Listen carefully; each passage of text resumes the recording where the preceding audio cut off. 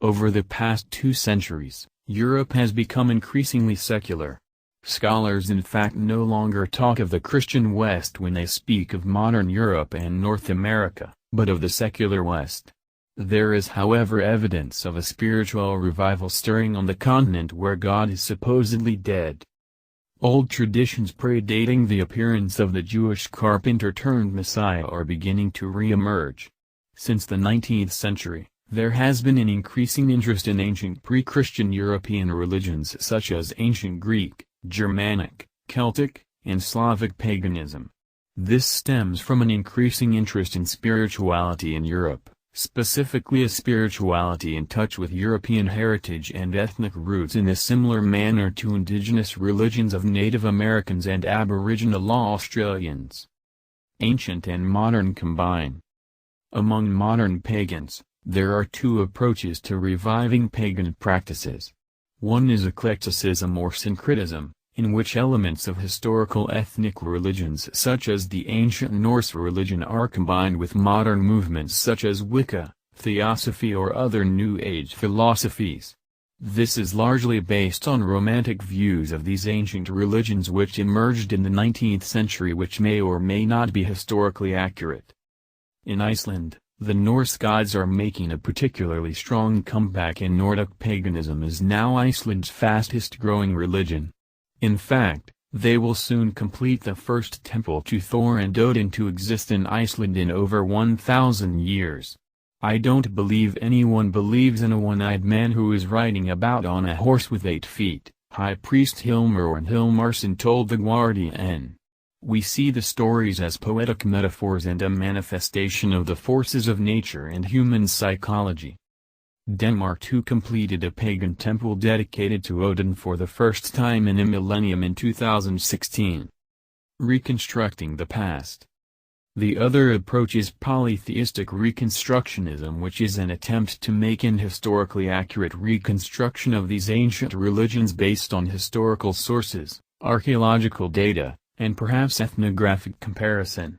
Reconstructionists avoid embellishing ancient pagan religions with modern movements and ideologies. Germanic paganism. One of the largest movements currently, which can be either syncretic or reconstructionist, is the revival of Germanic paganism or heathenry. Modern Germanic pagans or heathens, as they prefer to call themselves, worship the old Germanic gods, especially Thor and Odin, as well as Germanic nature spirits such as elves and trolls. Germanic heathens appear to have 3 different approaches to proselytizing and practicing their religion. Some heathens emphasize simply the worship of the Germanic gods and believe that anyone regardless of their national, ethnic, or racial background can worship the gods. These are the Universalists.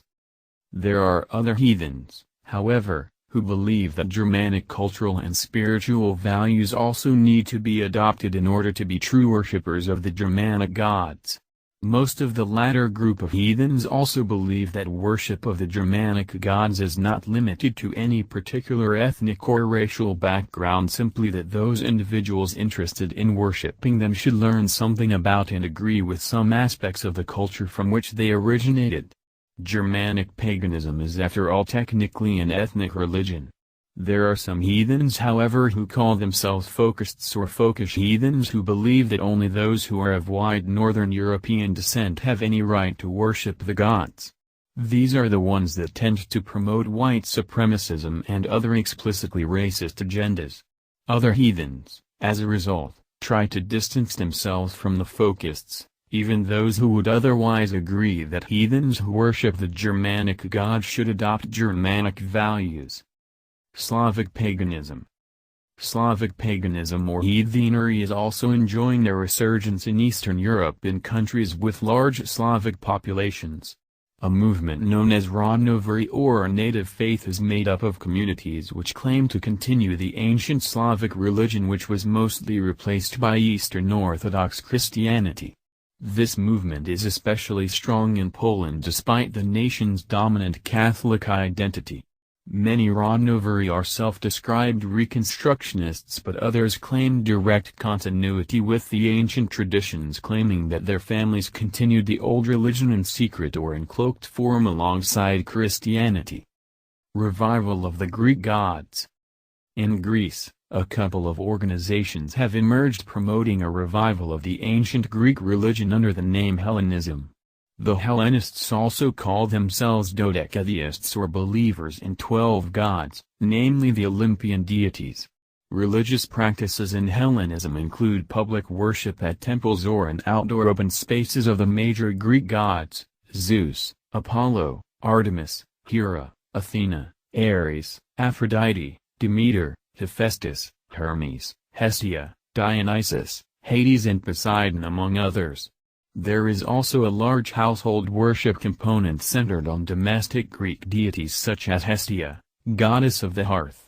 Most Hellenists are politically inactive, but some of them desire to create a national and ethnic identity for Greece not rooted in Eastern Orthodoxy. Some Hellenists have been vocally hostile towards the Greek Orthodox Church, but many simply want to practice their religion amicably alongside Greek Christians. The return of Celtic paganism. In addition to the revival of Greek, Germanic, and Slavic forms of paganism, there is also an attempt to revive Celtic paganism. There are both Reconstructionist modern Celtic pagans and syncretic modern Celtic pagans who also incorporate Wicca and other traditions into their religion. Modern Celtic pagans use the lunar calendar of the ancient Celts and celebrate the solstices and equinoxes, as well as the cross-quarter days, days that are halfway between one of the solstices and one of the equinoxes, as religious festivals. These festivals include the well-known festivals of Samhain and Imbolc. There does not appear to have been any attempt to connect contemporary Celtic paganism to a political agenda or nationalist movement, unlike the other forms of contemporary paganism. The past meets the future. Religions tend to shape civilizations. When Europe became Christian and the Middle East and North Africa became Muslim, two different civilizations were formed which were quite different because of the religious traditions on which they were based. Europe most likely won't become pagan again, but it is interesting to think of what sort of civilization would be birthed from the revival of one of these ancient religious traditions. What would a modern pagan Greece look like culturally and politically, for example? One thing is for certain, it would go in a rather different direction than either a Christian or secularist Greece.